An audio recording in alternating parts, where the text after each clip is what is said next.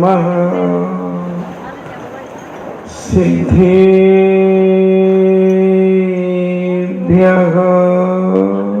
ॐ नमः सिद्धेभ्यः ॐ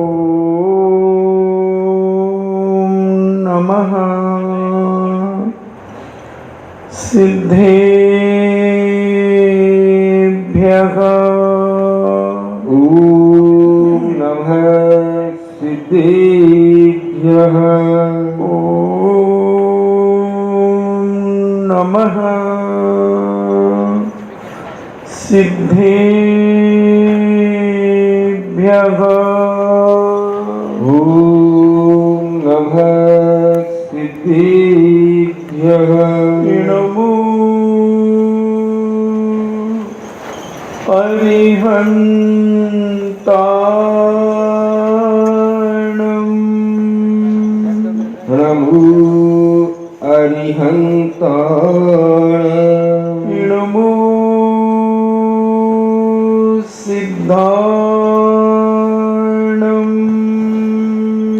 नमो सिद्धाणं नमो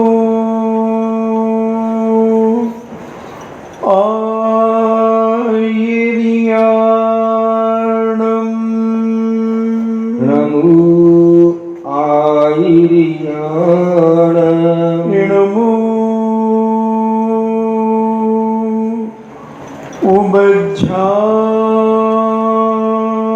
उबज्झायाणं नमो उवज्झायाणं नमो लोये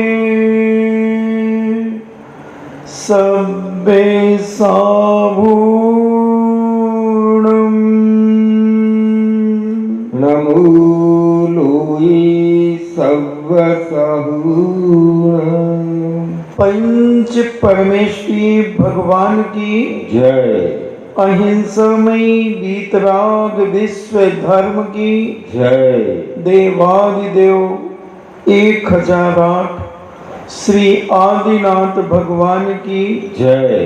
देवादिदेव 1008 चिंतामणि घोर उपसर्ग विजेता श्री पार्श्वनाथ भगवान की जय।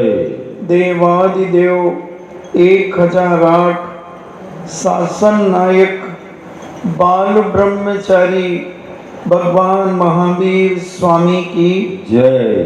परम पूजनीय आचार्य श्रोमणि गुरुवर श्री कुंद कुंद महामुनिराज की जय।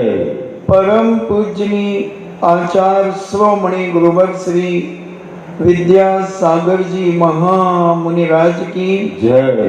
परम पूजनीय निर्यापक श्रवण मुनि श्री सुधा सागर जी महाराज की जय। परम पूजनीय 3 कम 9 करोड़ महामुनिराजों की जय। तपोदय अतिशय क्षेत्र की जय। परम पूज्य श्री गंभीर सागर जी महाराज की जय। मंगलाचरण हुआ। अब अपन पूज्य मुनिराज के जो शेष 7 गुण हुआ करते हैं उनकी चर्चा करेंगे।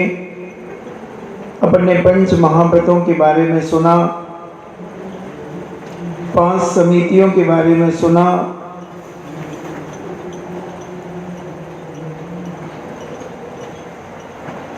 और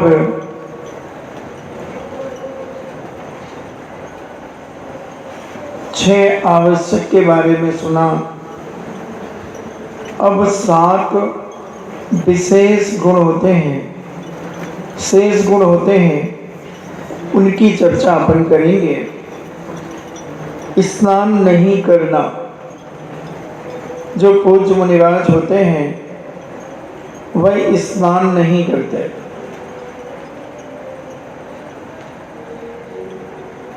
स्नान क्यों नहीं करते?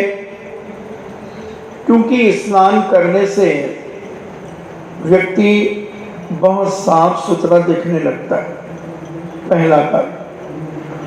तो मुनिराज को देख करके किसी को रागान्वित न हो जाए, कोई राग को उत्पन्न न कर ले, इसलिए पूज्य मुनिराज स्नान नहीं करते। दूसरा कारण, जीव में असंख्यात, जल में असंख्यात जीव हुआ करते हैं और शरीर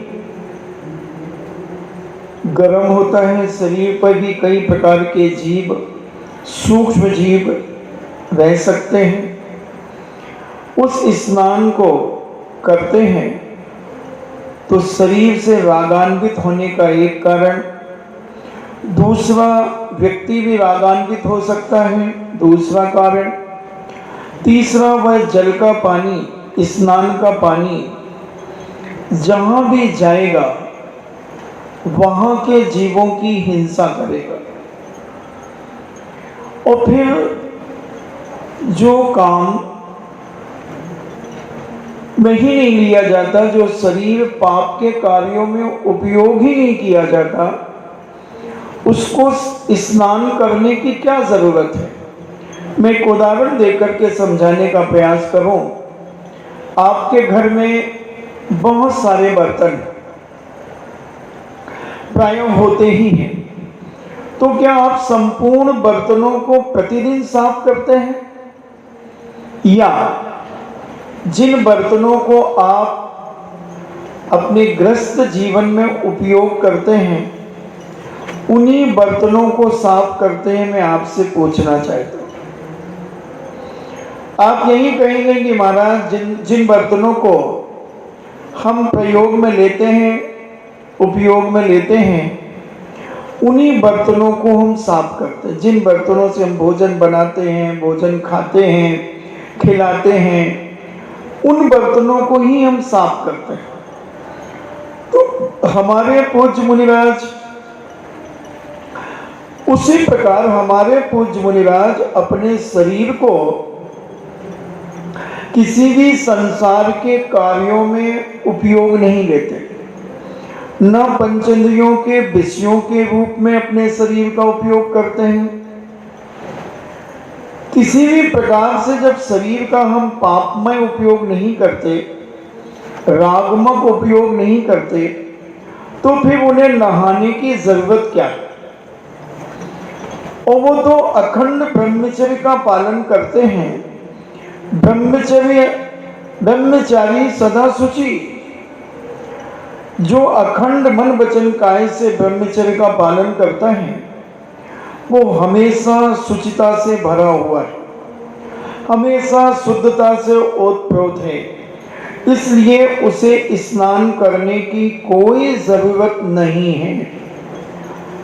इसीलिए पूज्य शेष गुणों में आचार्यों ने, अनंत भगवान ने 28 मूल गुणों में शेष गुण में एक जो मूल गुण रखा, अस्नान व्रत, स्नान से रहित होना, स्नान नहीं करना, स्नान नहीं करना, क्योंकि स्नान करना ही बताता है कि आप अपने आप को टिप टॉप दिखाना चाहते हैं, साफ सुथरे दिखाना चाहते हैं, जिसमें दूसरा व्यक्ति हमसे रागान्वित हो जाए। बीमार जो ग्रस्त स्नान नहीं करते तो वो बीमार हो जाते हैं। हमारे मुनिराज स्नान नहीं करते तो न बीमार होते, वो सदाकाल स्वस्थ बने रहते हैं। इसलिए जो शरीर से पाप करते हैं वो स्नान करते हैं।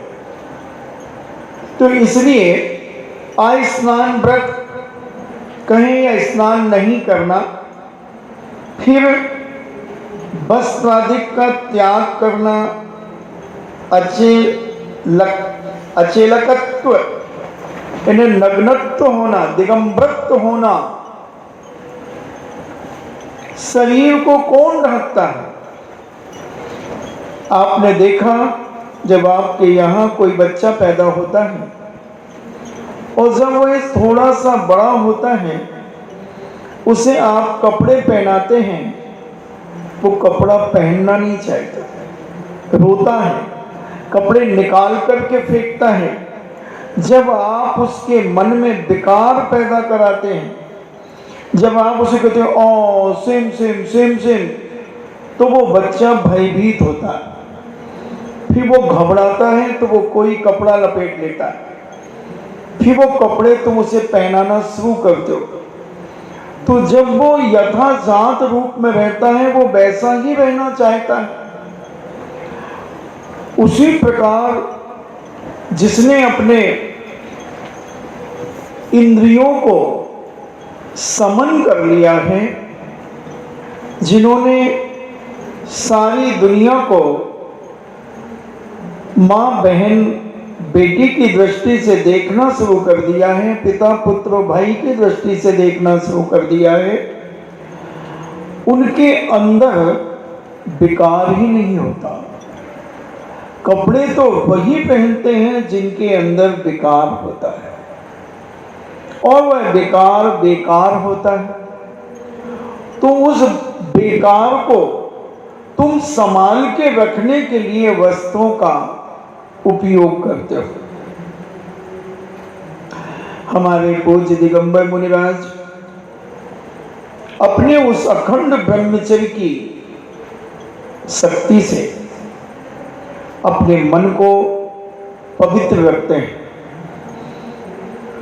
अपने मन को निर्मल रखते हैं, और उनकी दृष्टि में कोई पाप नहीं होता। बिल्कुल सहज रूप, यथाजात रूप वह प्राप्त कर लेते हैं। इसलिए उन्हें वस्त्रों की कोई आवश्यकता नहीं होती।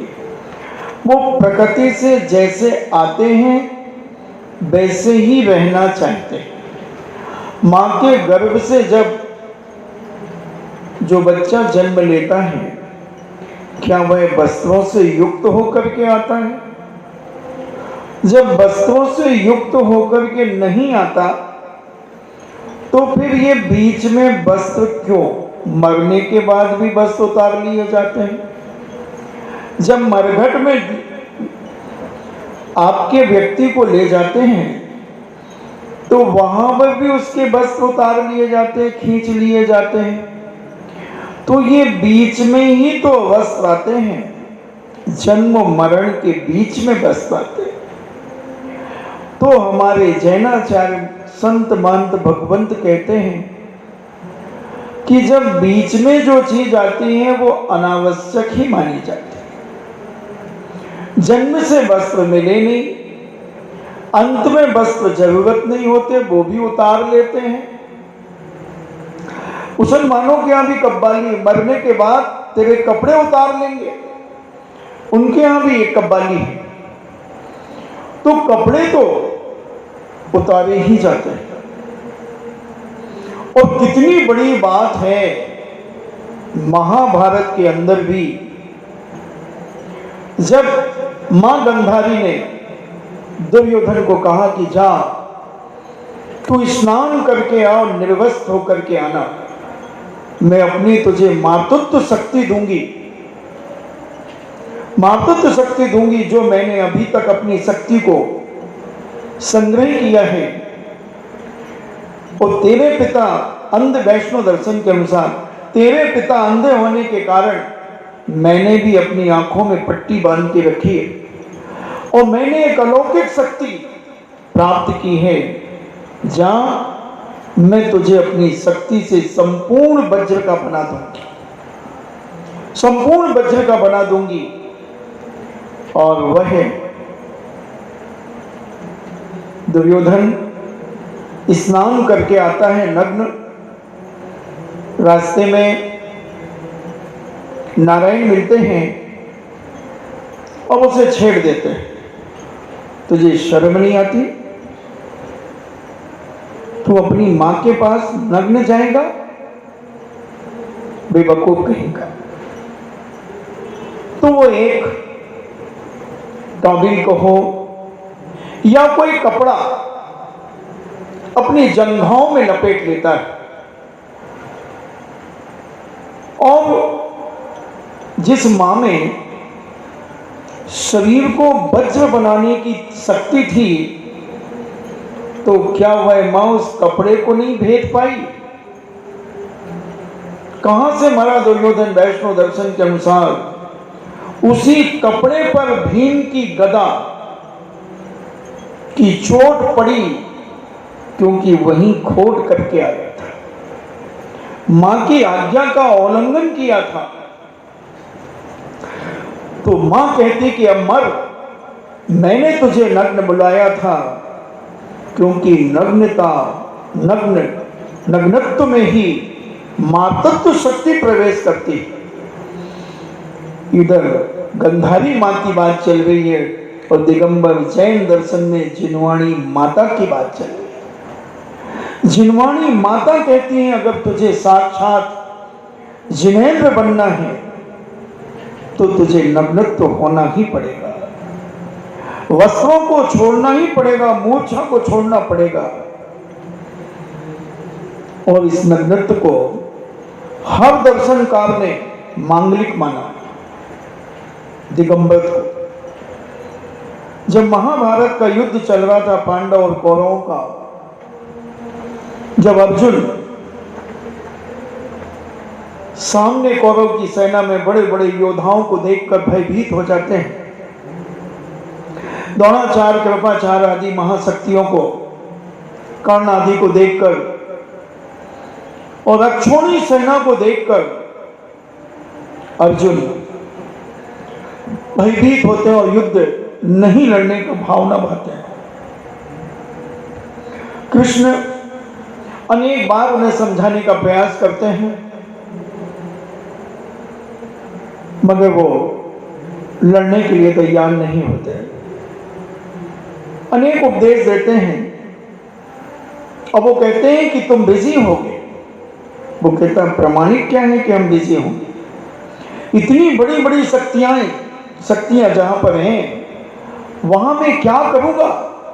हम क्या करेंगे 5 भाई?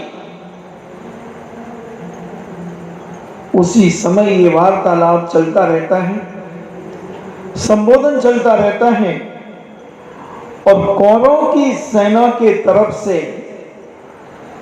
उसी युद्ध के मैदान से एक दिगंबर मुद्रा को धारण करने वाले परम वीतरागी मुनिराज पांडवों की तरफ बढ़ रहे हैं। उसी समय कृष्ण जी कहते हैं, अर्जुन, जिसके तरफ दिगंबर मुद्रा का मुख हो जाता है वह विजयी होता है, इसलिए तुम डरो मत, घबराओ मत।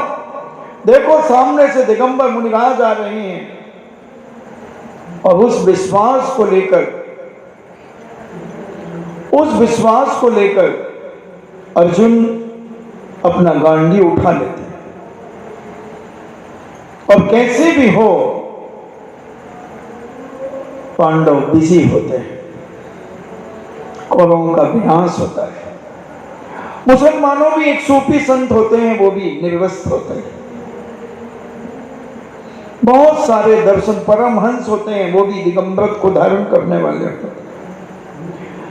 वो बात अलग है, उनका तरीका अपना होता है, मगर कहने का मतलब कि दिगंबर यानी निर्वस्त्रता बहुत सारे दर्शनकारों ने स्वीकार की,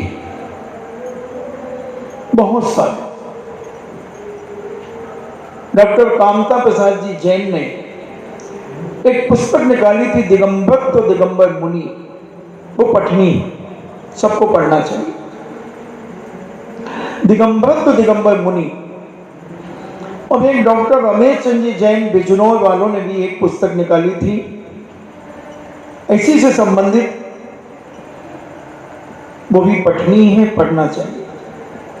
बहुत सारे लोग कहते हैं कि नग्न नहीं रहना चाहिए,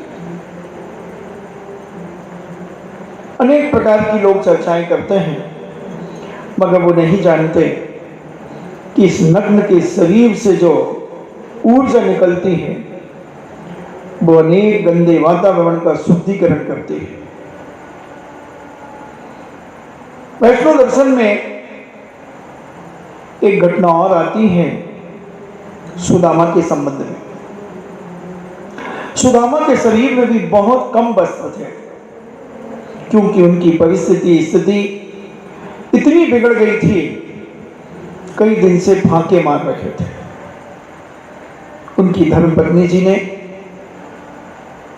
उन्हें कृष्ण जी के पास भेजने का बहुत प्रयास किया, मगर वो कहते मैं कैसे जाऊं इतने बड़े नारायण के पास, कैसे जाऊं मैं, क्या करूंगा, क्या भेंट ले जाऊं। बड़ों के पास खाली हाथ जाया नहीं जाता, बड़ों के पास कुछ ना कुछ भेंट ले जाई जाती है।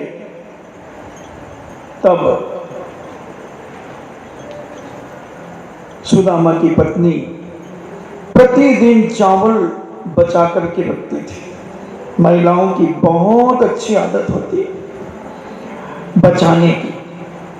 सामान घर में रखा रहेगा, किलो आधा किलो शक्कर पड़ी रहेगी, फिर भी कहेंगे शक्कर तो ले आना, खत्म हो गई क्या, अभी तो खत्म हो गई कि बिल्कुल ही झाड़ दी क्या, थोड़ी बहुत पड़ी होगी तो लेके तो अच्छा ना, क्योंकि उन्हें मालूम है कि हम आज कहेंगे जब 2 दिन बाद आएंगे। इसलिए वो सब चीजें थोड़ी थोड़ी बचा के रखने की आदत, पैसा बचाने की आदत सब इन माताओं के पास हुआ करती है।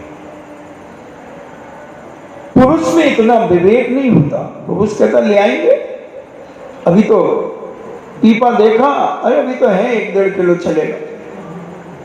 और अचानक कोई मेहमान आ जाए और तुमने तो कहा था चलेगा और वो खत्म हो गई थी, तुमने कहा ले आएंगे, अभी तो है ले आएंगे, वो खत्म हो। अब चाय बनाओ, तुमने तो ऑर्डर चला दिया हुक्मचंद।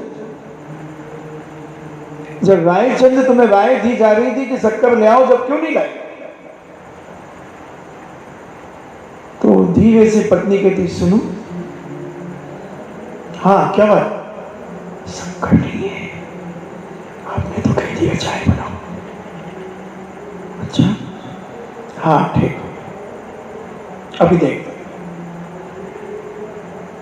धीरे से तुमने अपने किराने वाले को फोन किया, भैया प्लीज जल्दी से 1 किलो शक्कर तो भेज दे जरा फटाफट।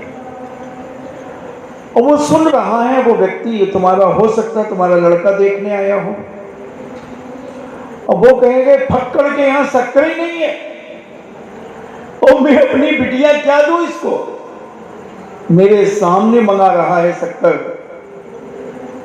मेरे सामने शक्कर मंगा रहा है। कई प्रकार के प्रश्न उठ सकते हैं।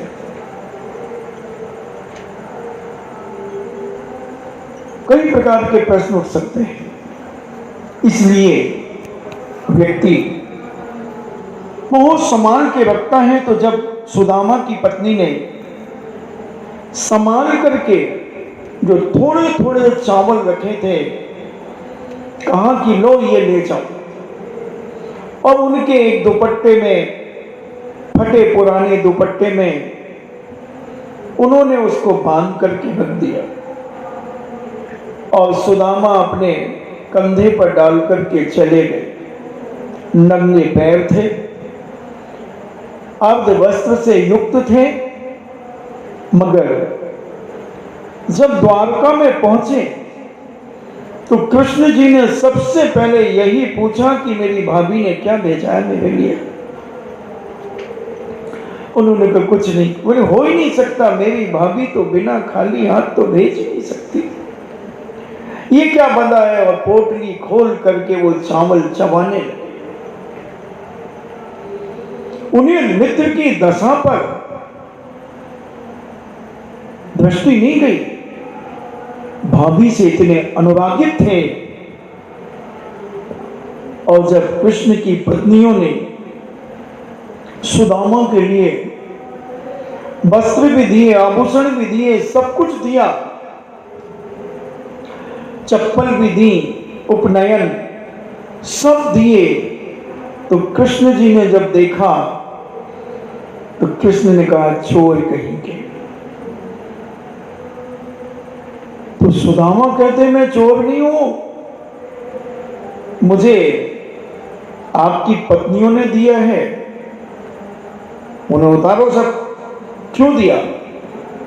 और इधर नौकरों को भेज दिया महल बनाने के लिए, सब कुछ भर दिया, भंडारा सब कुछ भर दिया, चप्पल भी उतरा ली, वहां कपड़े भी उतरा लिए। सुदामा राज नहीं समझ पाया, रानियां राज नहीं समझ पाई। जब कृष्ण जी को पूछा गया कि अरे ये तो सब हमने इनको भेंट किया है, क्या हमारा इतना अधिकार नहीं? हम आपकी अर्धांगिनी है, अर्धांगिनी है, हमारा भी अधिकार है इस द्वारका में, हम क्या कुछ दान पुण्य नहीं कर सकते? बोले कर सकते, मगर इसको नहीं देना। क्यों नहीं देना? जब राज खोला कृष्ण ने, क्यों नहीं देना? सुनो, ये एक साधु के भेष में एक पवित्र मुद्रा है, ये कपड़ों से ढक जाएगी तो इसके अंदर की जो वर्गणाएं हमारी द्वारका को पवित्र करेंगी, वो पवित्र होना बंद हो जाएगी। कितना बड़ा सोच! इन्हें कम, जितना कम से कम परिग्रह हो, वो उतना ही बड़ा संत होता चला जाता है। जिसके पास जितने कम तृष्णा हो, मूर्छा हो, वो उतना बड़ा संत होता चला जाता है। एक बार पूज्य मुनि श्री के पास जयपुर चातुर्मास के दौरान कोई एक बहुत बड़े दार्शनिक व्यक्ति आए और बोले कि महाराज, मैं गुरु की खोज में बरसों निकल गए, मुझे गुरु की खोज चाहिए, आपको क्या गुरु मिल गए? महाराज ने कहा किसी से कहना मत, नहीं मिले। बोले आपको भी नहीं मिले? बोले नहीं। फिर बोले आपने दीक्षा? बोले अब ले ली, क्या करें? बोले अपन दोनों एक से ही हैं,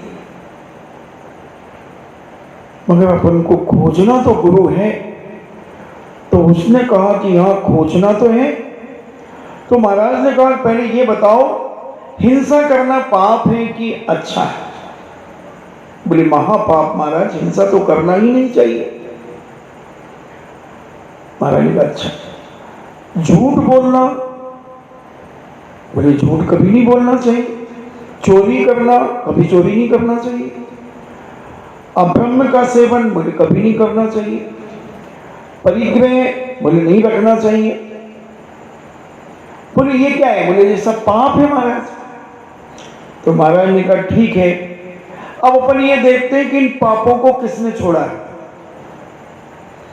जिसने इन पांचों पापों को छोड़ दिया होगा, अपन उसी को गुरु बना लेंगे। दार्शनिक था, बहुत बड़ा फिलॉसफर था, चरण पकड़ ली। बोले मुझे गुरु मिल गया, मुझे गुरु मिल गया। महाराज ने कहा कहाँ है? बोले ये बैठा था।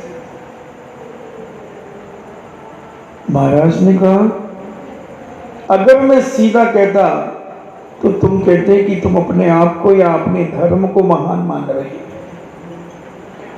तो कहने का मतलब है कि जितना जितना परिग्रह कम होता चला जाएगा, उतना वो पूजनीय, आदरणीय, सम्माननीय बनता चला जाएगा, बनता चला जाएगा। तो इसलिए दिगंबर साधु निर्वस्त्र रहते हैं, अचेलकत्व धारण करते हैं। ऐसा ये दिगंबर भेष निर्ग्रंथ मुद्रा को धारण करता है। तीसरा, केसों का लॉन्च करना। क्यों करते हैं लॉन्च? कटिंग करा सकते हैं, छौर कर्म करा सकते हैं, और लॉकडाउन में तो इतने सारे लोगों ने कटिंग करना सीख लिया, करना सीख लिया। सारे भारत में बहुत सारे लोगों ने अपने अपने घरों में कटिंग कर ली। बहुत सारे लोगों ने अपना मुंडन कर लिया, मगर दिगंबर साधु लॉन्च क्यों करता है? केवल एक दुनिया में दिगंबर जैन दर्शन है जो केस लुंच करते हैं। श्वेतांबर में भी करते होंगे, मगर वो 6 महीने में शायद करते हैं। मगर दिगंबर जैन दर्शन में 2 महीने, 3 महीने और 4 महीने के पहले पहले केस लुंच करना अनिवार्य है। चाहे तुम मर क्यों नहीं रहे हो, कितने भी बीमार क्यों न हो, वृद्ध कितने भी वृद्ध क्यों न हो, कुछ भी हो, केस लुंच करना ही पड़ेगा, करना ही पड़ेगा। और अगर केस लुंच आप नहीं करते हैं तो आपका एक मूल गुण खंडित होता है, और मूल गुण खंडित होता है तो आप मुनि पद से नीचे उतर जाते हैं, नीचे उतर जाते हैं। इसलिए ये केस लुंच भेद विज्ञान को पैदा कराता है। कहना बहुत सरल है कि शरीर अलग है और आत्मा अलग है। उपदेश देना बहुत सरल है बंधुओं, बहुत सारे लोग उपदेश दे सकते हैं बड़ा अध्यात्म का। प्रैक्टिकल कितने लोग कर पाते हैं? कितने लोग कर पाते हैं? एक बाल अगर आपका खिंच जाए तो आप टमाटर सी लाल आंखें नाई के ऊपर कर देते हैं, मगर अपने हाथों से इन बालों को निकालना ये भेद विज्ञान का प्रतीक है कि ये शरीर अलग है और आत्मा अलग है। केवल हम शब्दों में नहीं मानते, इसे हम प्रैक्टिकल भी करते हैं। इसलिए हमारे पूज्य मुनिराजों को केस लुंच करना अनिवार्य होता है, आरिकाओं को केस लुंच करना अनिवार्य होता है, एलक जी को केस लुंच करना अनिवार्य होता है। मगर हमारे पूज्य आचार्य श्री महाराज के क्षुल्लक ब्रह्मचारी गण वो भी केस लुंच ही करते हैं। तो केस लुंच ये 10 प्रकार के मुंडन जो पूज्य मूलाचार्य में भट्टिकेर स्वामी ने कहे, पंचेंद्री मुंडा, हप्तपाद मुंडा, अंत में सिर का मुंडन की बात कही। तो ऐसे मुंडन कराने से, केस लुंच करने से आदमी रागान्वित नहीं होता, क्योंकि बड़ी बड़ी जुल्फों से लोग प्रभावित होते हैं। तो साधु अपने केस लुंच करता है भेद विज्ञान को जागृत करने के लिए। तो महाराज मुंडन तो करा सकते हैं, हाथों से क्यों निकाल दिए? तो फिर हमें नाई को बुलाना पड़ेगा, नाई से याचना करना पड़ेगी, भाई मेरे बाल काट दे। किसी श्रावक को कहना पड़ेगा कि भाई नाई बुला दो, नाई बुला दो। फिर नाई आएगा, फिर कहना पड़ेगा इसको पैसे भी देना। फिर वो नाई कहेगा नीचा सिर करो, यूं करो, अब यूं करो, तो वो हमें नचाएगा। तो उससे नचने की अपेक्षा अपने हाथों से ही, तो महाराज अपने हाथ से कर लो, एक अपने पास एक कैंची उस तरह रख लो, तो वो शस्त्र हो जाएगी कैंची और उस तरह। और दिगंबर साधु अस्त्र वस्त्र शस्त्र से रहित होता है, तो ये परिग्रह हो जाएंगे, शस्त्र हो जाएंगे, और पुलिस 151 में गुंडा एक्ट में उन्हें अरेस्ट कर लेगी। इसलिए दिगंबर साधु अपने पास पिछी और कमंडल और शास्त्र जी अगर पढ़ना है तो शास्त्र जी रखते हैं। अगर माला फेरना, वैसे तो माला का कोई विधान नहीं है मुनिराजों के लिए।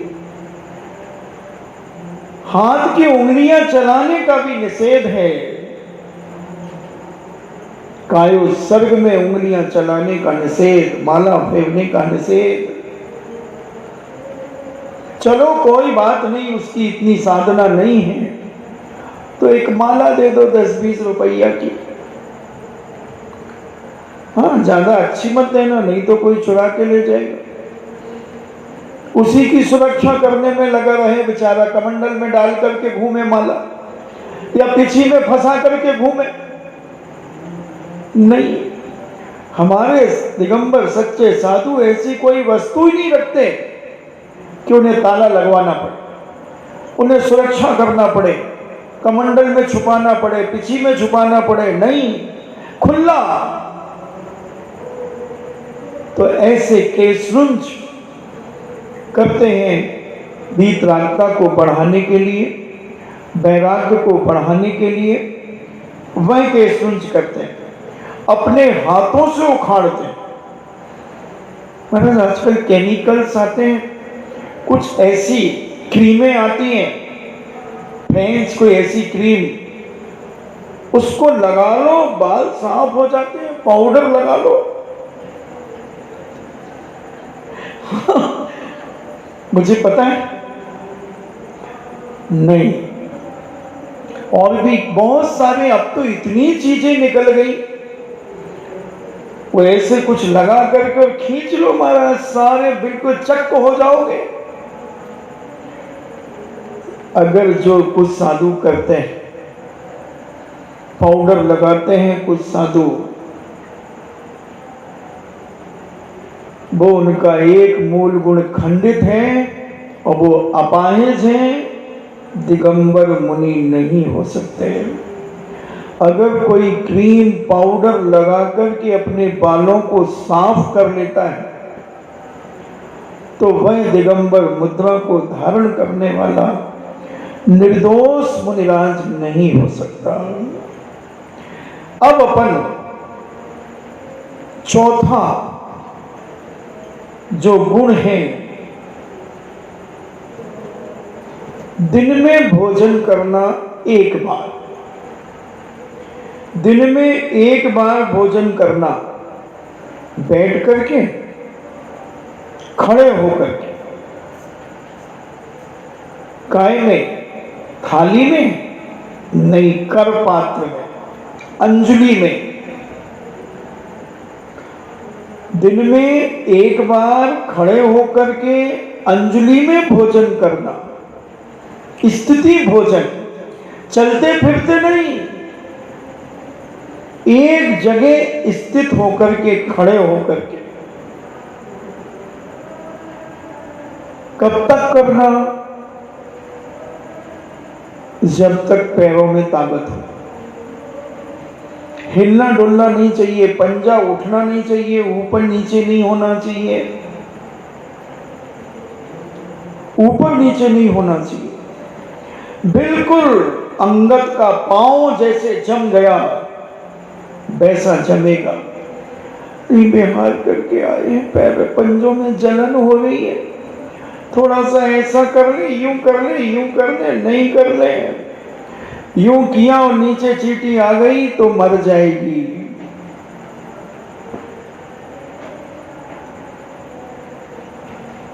अभी हम 32 अंतराएं भी बताएंगे आपको, 46 मूल गुण भी बताएंगे आपको, मगर आप समय पे आए। अब अभी तक तो मोबाइल रखा रहता था तो हम सोचते चलो बाहर वालों को सुनने मिल रहा है, अब वो ही बाहर हो गया। इसलिए हम तो आज सोच रहे थे, सुरेश जी से कह रहे थे कि अब बंद कर दें क्या, तो सुरेश जी ने कहा नहीं अभी आ जाएंगे। वो कोई गेट पे आ जाते तो उनसे मिलने चले जाते या पानी पीने चले जाते। तो फिर मेरे मन में आया कि अब बंद कर दें। 11 महीने, पौने 11 महीने तो हो गए सुनाते सुनाते, मगर ये मत समझना कि मेरे पास बोलने का मटेरियल नहीं। तुम तो 11 साल तक अगर मैं यहां रहूं तो रोज नया नया 11 साल तक सुनाऊंगा, बस तुम्हें सुनने की क्षमता होना चाहिए।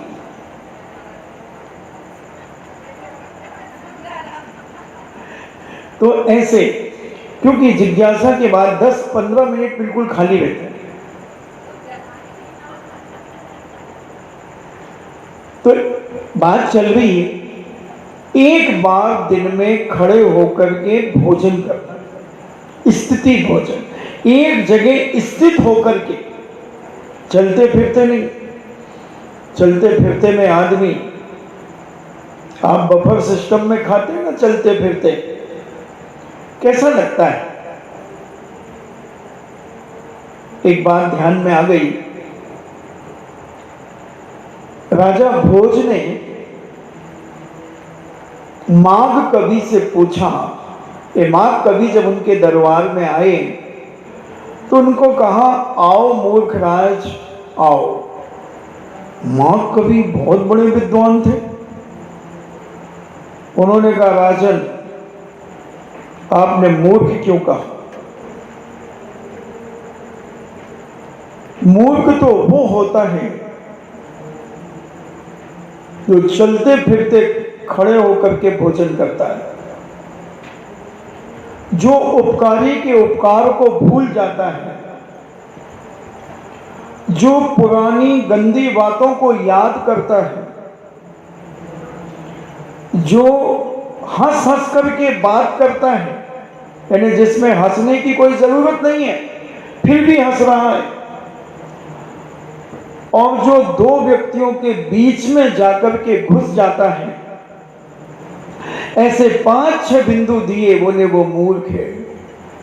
ना मैं खड़े होकर के चलते फिरते भोजन करता हूं, ना मैं निष्प्रयोजन हंसकर के बात करता हूं, ना मैं उपकारी के उपकार को भूलता हूं, ना मैं दो के बीच में घुसपैठ करता हूं आदि, फिर आपने मूर्ख क्यों कहा? तो उन्होंने कहा कि मुझे मूर्ख की परिभाषा चाहिए थी, इसलिए मैंने मूर्ख कहा। मूर्ख आपको कहा, क्योंकि आप ऐसे मूर्ख की परिभाषा नहीं बताते। संस्कृत में उन्होंने श्लोक बोला। तो दिगंबर जैन धर्म में एक जगह खड़े होकर स्थिति भोजन, दिन में अगर सुबह नहीं उठे तो फिर शाम को हाँ उठ सकते हो। अगर आप सुबह आहार चर्या को नहीं उठ पाए हैं तो आप दोपहर को उठ सकते हैं सामायिक के बाद, और सुबह भी उठ गए और अलाभ हो गया, आहार नहीं मिला, तो फिर उठ सकते हैं? नहीं उठ सकते। आजकल कुछ साधु उठने लगे, बहुत गलत आगम वृद्ध। इधर से संकल्प करके उठे, अलाभ हो गया, अलाभ नाम का परिचय है, अंतराय है, फिर कैसे पलेगा? ये सारी चीजें हमें समझना पड़ेंगी। तो दिगंबर मुद्रा खड़े होकर के क्यों लेना, बैठ करके क्यों नहीं लेना, ये भी प्रश्न उठा सकते हो आप। तो दिगंबर मुनि खड़े होकर के आहार इसलिए लेता है कि एक अपने पैरों में जब तक ताकत है तब तक वो खड़ा रह करके आहार करता है। अगर पैरों की ताकत जब खड़े होने की नहीं होगी, वो समाधि लेने की तैयारी कर लेगा। दूसरा कि अपने अखंड ब्रह्मचर्य की शक्ति का प्रदर्शन करता है, क्योंकि सभी उम्र के लोग आहार देने आते हैं। अगर कहीं किसी से रागान्वित हुआ है तो इंद्रियों में विकार उत्पन्न हो जाएगा, विकार उत्पन्न हो जाएगा। इसलिए ब्रह्मचर्य की परीक्षा भी उस आहार चर्या की में होती है। इसलिए खड़े होकर के आहार ग्रहण करते हैं।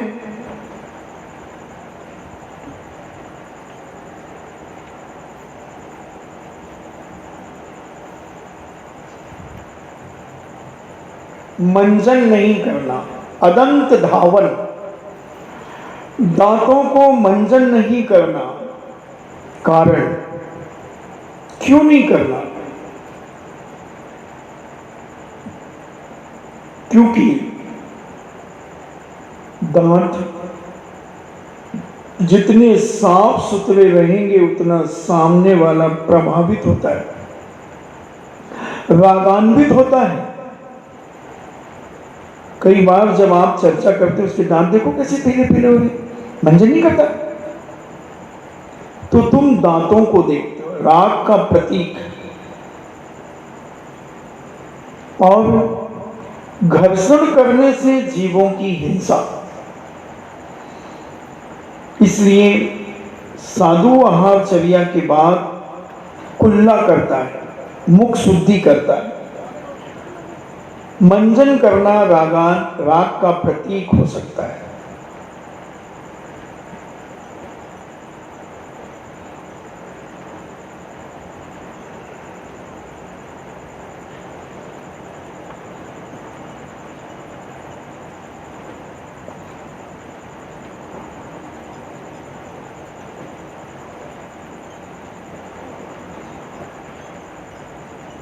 भूशयन करना, कल शायद बताया भूशयन के बारे में। तो ऐसे ये 7 गुण पूज्य मुनिराज के शेष गुण जो होते हैं, ऐसे ये 28 मूल गुणों को पालन करते हैं। जमीन के ऊपर शयन करना या फलक के ऊपर, पाटे आदि के ऊपर शयन करना, ऐसे ये 7 गुणों को धारण करने वाले शेष गुण। तो ऐसे 28 मूल गुणों को जो पूज्य मुनिराज अपने जीवन में निर्दोष पालन करते हैं और वो भव्य हैं, तो नियम से आज के पंचम काल में भी 6ठे 7वें गुण स्थान में वो झूला झूल रहे हैं। और पूज्य कुंद स्वामी जैसी महाशक्ति, जिन्हें पंचम काल का सर्वज्ञ मानते हैं, वो कहते हैं कि आज भी इंद्र पद और लौकांतिक पद जैसे स्वर्गीय पद को प्राप्त कर सकता है दिगंबर साधु। कौन कहता है कि पंचम काल में दिगंबर मुनि नहीं होते? दुनिया के किसी भी दिगंबर ग्रंथ में कोई माई का लाल बता दे, एक लाइन लिखी बता दे कि पंचम काल में दिगंबर मुनि नहीं होते, अपन फिर सारे मुनियों पर विचार करें कि आगम में लिखा मिल जाए बस। क्योंकि कांजी ने इसलिए कहा इस बात को, क्योंकि कांजी जन्म से श्वेतांबर था। श्वेत है अंबर जिसके, वो है श्वेतांबर। सारा इतिहास आप जाने, एक सोनगढ़ समीक्षा पंडित नीरज जैन सतना ने लिखी है। अगर आप पढ़ना चाहें उनके सारे कांजी की गलतियों को, उन्होंने उसका खंडन किया। इधर है लाइब्रेरी में, बहुत पहले हजारों की तादाद में वो पुस्तकें निकली हैं। हम लोग गए कांजी की जन्मभूमि पर, पालेज में उसकी जन्मभूमि है। आज भी उसके भतीजे वगैरह वहां रहते हैं। वहां के लोगों ने कुछ घर हैं, 10-5 घर भी हैं, एक जिनालय भी है। वहां लोगों ने बताया कि उसने जिस दुकान पर कांजी बैठता था, उस दुकान को बेच दिया उसने एक कसाई को। कसाई को बकरा कटता उस दुकान पर जहां कांजी बैठता था। और इतने अंधी भक्ति रखने वाले लोग उस दुकान पर माथा टेक करके आते हैं, कुछ अज्ञानी मिथ्या दृष्टि। विचार करना, तो उन्होंने दिगंबर तो जाना ही नहीं कांजी ने, तो उन्होंने, क्योंकि उन्होंने तो कपड़े वालों को ही जाना।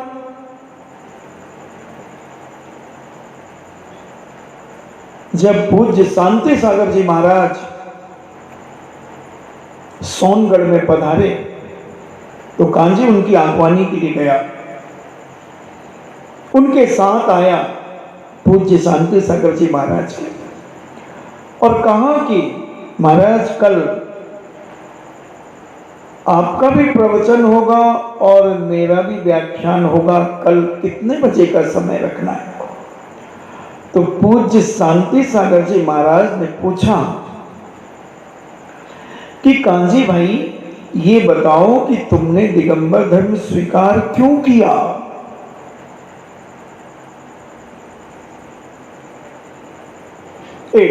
श्वेतांबर धर्म में क्या कमी थी जो तुमने उसे छोड़ा? उसने नहीं बताया, एक भी पॉइंट नहीं दिया। पूज्य शांति सागर जी महाराज ने कहा, पाखंडी, तू दिगंबर जैन धर्म को विनाश करने के लिए आया है, तू फूट डालने आया है, फूट डालने आया है। और पूज्य शांति सागर जी महाराज अपना पिछी कमंडल लेकर बिहार कर गए, नहीं रुके वहां पर। भाई दिगंबर धर्म की तो अच्छा ही बता रहा, मैं आपसे पूछता हूं, उदाहरण देता हूं। आपके पास कोई नौकर आए कि सेठ जी मुझे काम पर रख लो, आप सबसे पहले क्या पूछो? कहाँ काम करते थे इसके पहले? मैं वहां काम करता, वहां से क्यों छोड़ा? जब वो सेठ की कोई कमी, कोई चीज बताएगा और आपको लगेगा कि ये सत्य कह रहा है, तो आप उसे फिर नौकर रखेंगे। उसी प्रकार पूज्य शांति सागर जी महाराज ने जब उससे पूछा कि तुमने श्वेतांबर धर्म क्यों छोड़ा, उसने श्वेतांबर धर्म के बारे में कुछ नहीं कहा। तो समझ गए पूज्य शांति सागर जी महाराज, क्योंकि बहुत बड़े साधक थे वो, तो बहुत बड़े तपस्वी थे, उसके राज को पहचान गए।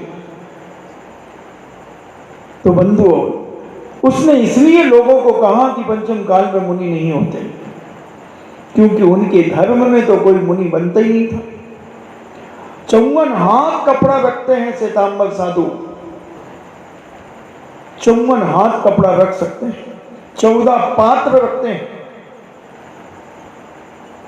तो उन्होंने इसलिए दिगंबर को सोचा कि हम अपने फॉलोवरों को, अपने भक्तों को हम इस प्रकार से घुटी पिलाएंगे कि दिगंबर साधु होते ही नहीं। और कुछ शिथिलाचार्यों के उदाहरण देकर हम लोगों की श्रद्धा और आस्था को खत्म कर देंगे, खत्म कर देंगे। क्योंकि उसे दिगंबर धर्म से प्रभावित नहीं था, वह तो अपने जन्मजात धर्म से प्रभावित था और वह वही प्रचार करना चाहता था। इसलिए बंधुओं, किसी के बहकावे में, किसी की बातों में मत आ जाना। पूज्य कुंद स्वामी जो साक्षात पंचम काल में सर्वज्ञ की उपमा से विभूषित किए गए हैं, जैन दर्शन के हार्ड है, महान अध्यात्म बेता है, उन्होंने डंके की चोट पे घोषणा की है कि भरे पंचम काले, इस पंचम काल में भी आज भी इंद्र पद और लोकांतिक पद प्राप्त कर सकते हैं, जो मुनि बनकर के ही प्राप्त होते हैं। इसलिए मैं ये नहीं कह रहा हूं कि भारत के संपूर्ण साधु सत्य है। अब तुम्हें खोजना है कि सत्य कौन है। जैसे सत्यघोष की एक कथा आती है और सत्यघोष की कथा में उस सत्यघोष ने एक जौहरी के 5 रत्न अपने पास रखे थे। जौहरी विदेश यात्रा के लिए गया था और लौट के जब आ रहा था उसका जहाज फट गया। जितने भी रत्न कमा करके लाया था वो सब जहाज फटने पर समुद्र में डूब गए। जैसे तैसे पटिये के सहारे वह किनारे लगा। वेशभूषा बिगड़ गई थी और जब वह अपने 5 रत्न मांगने आया सत्यघोष के पास, जो अपने जनेऊ में कैंची बांध करके रखता था कि अगर मैं झूठ बोलूं तो अपनी जिह्वा काट लूं, इतना सत्य घोष फेमस था। जब वो प्रतिदिन जाए वो धक्के मार करके उसे भगा दे। राजा के पास भी गुहार लेकर के गया तो राजा ने भी टाल मटोल कर दी, मगर राजा की रानी रामदत्ता बहुत समझदार और विवेकशील थी। उसने कहा राजा साहब से कि राजा साहब, ये आदमी पागल तो नहीं है, ये बहुत समझदार है, वक्त का मारा है। मेरा मन हो रहा है कि इससे बात करूं एक बार और उस सत्य घोष के साथ में जुआ खेलूं, चौपड़ खेलूं।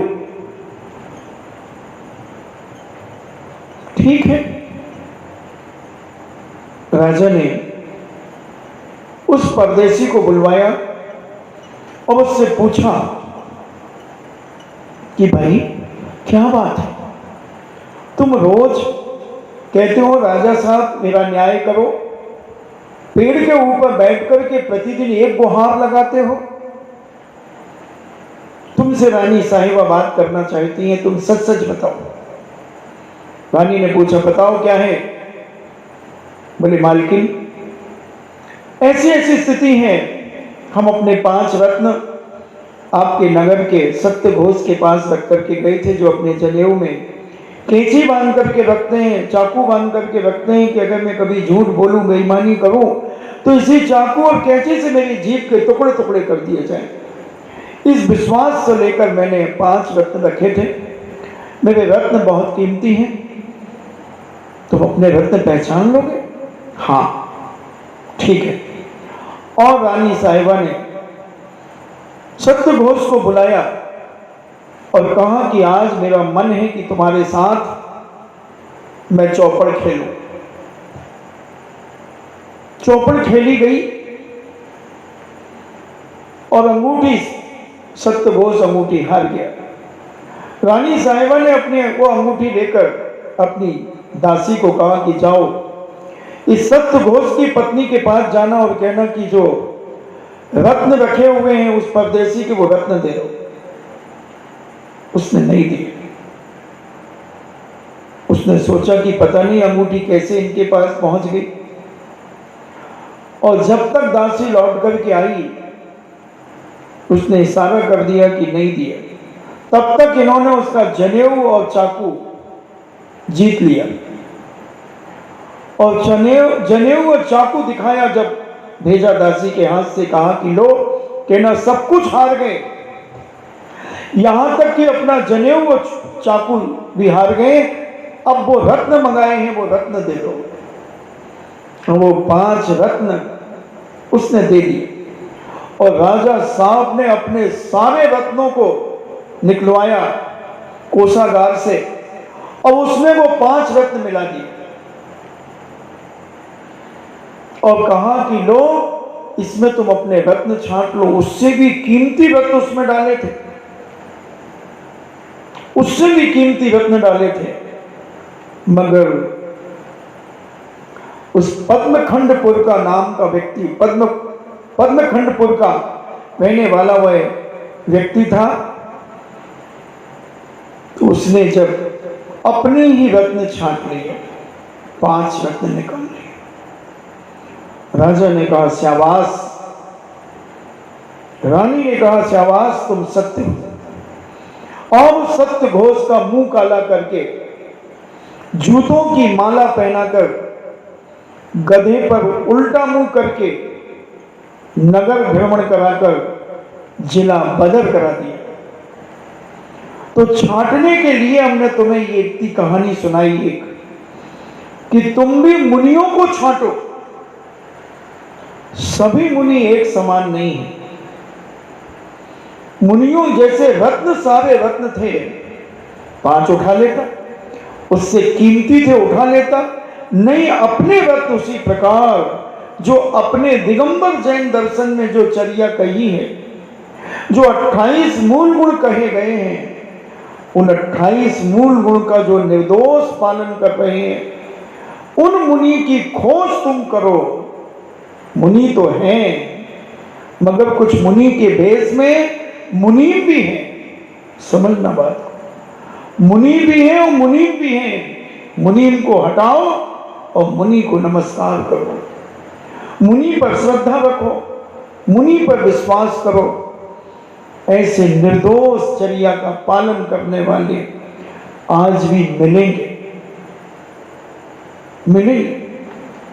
हम अपनी आस्था को मजबूत करें, अपने विश्वास को मजबूत करें, अपनी श्रद्धा को मजबूत करें और थोड़ा सा विवेक लगा करके अगर हम धर्म करें तो हमारा जीवन में 3700 पुण्य का फल प्राप्त हो। शीतलाचार्य को थोड़ा सा फ्री तो करना चाहिए। क्यों शीतलाचार्य क्यों बढ़ रहा है? क्योंकि वो कह रहे हैं हमें भी भक्त मिल रहे हैं, हम तुम्हें भी भक्त मिल रहे हैं, हमारा क्या कमी है हमारे पास? हमें भी श्रावक आहार करा रहा है, हमारी सब पूर्तियां कर रहा है और सच्चे साधुओं के पास भी आहार हो रहे, तो हमें क्या फर्क पड़ता है? हमारा शीतलाचार तो दब रहा है, हमारा तो सिक्का चल रहा है। नहीं, थोड़ा सा श्रावक को कड़क होना पड़ेगा। तुम्हारी ढिलाई के कारण ही शीतलाचार बढ़ता चला जाता है। क्या देना साधु को, क्या नहीं देना, ये विवेक अगर हमारे अंदर आ जाए तो हम बहुत कुछ शीतलाचार को बचा सकते हैं। तो ऐसे अपन ने 3-4 दिनों में पूज्य मुनिराजों के 28 मूल गुण, आज तुम्हारी पंच परमेष्टि के मूल गुणों का समापन लगभग 2 महीने तो हो गए हैं। अनंत भगवान के 46 मूल गुण, सिद्ध भगवान के 8 मूल गुण, आचार्य परमेष्टि के 36 मूल गुण, उपाध्याय परमेष्टि के 25 मूल गुण और साधु परमेष्टि के 28 मूल गुण। अब तुम जाप करने की बात है। अब तुम माला कैसे फेरोगे, कल पुनः चर्चा करूंगा और फिर तुम्हारी सामायिक व्यक्त प्रतिमा पर चर्चा करूंगा, जिसके कारण ये माला पर आए थे। क्योंकि शील व्यक्तेषु निरतिचार 16 कारण भावना की तीसरी भावना पर चर्चा चल रही थी। 10 महीने हो गए, 10 महीने से 16 कारण की शील व्यक्तेषु निरतिचार अभी तक आ पाए 3 भावना पर। क्या मैं 11 साल नहीं बोल सकता एक जगह पर? कोई दिक्कत नहीं है, अपन को तो एक बिंदु मिल जाए उसी पर अपन सिंधु बना। तो ऐसे अपन ने समझा, कल और इस माला के बारे में चर्चा करके फिर सामायिक व्यक्त प्रतिमा कैसे होती है, कैसे करना, उसकी चर्चा अपन करेंगे इन्हीं मंगल भावना के साथ। जिनवाणी स्तुति।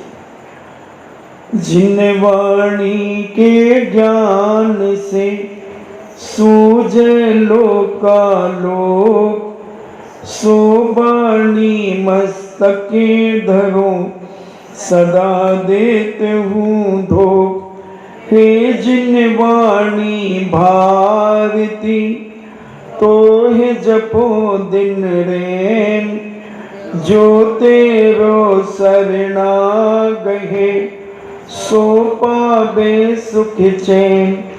देव भजो अरहंत को गुरु सेवा निर्ग्रंथ, दया धर्म पालो सदा यही मोक्ष का पंथ। 9 बार नमोकार।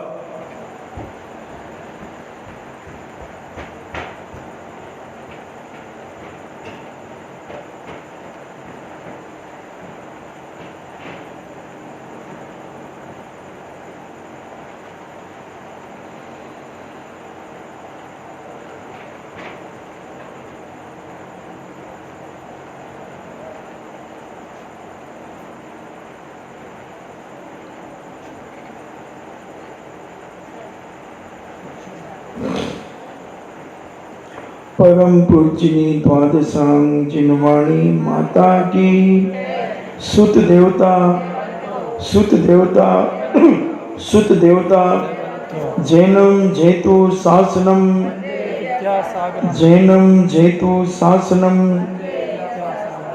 जैनम जेतु शासनम।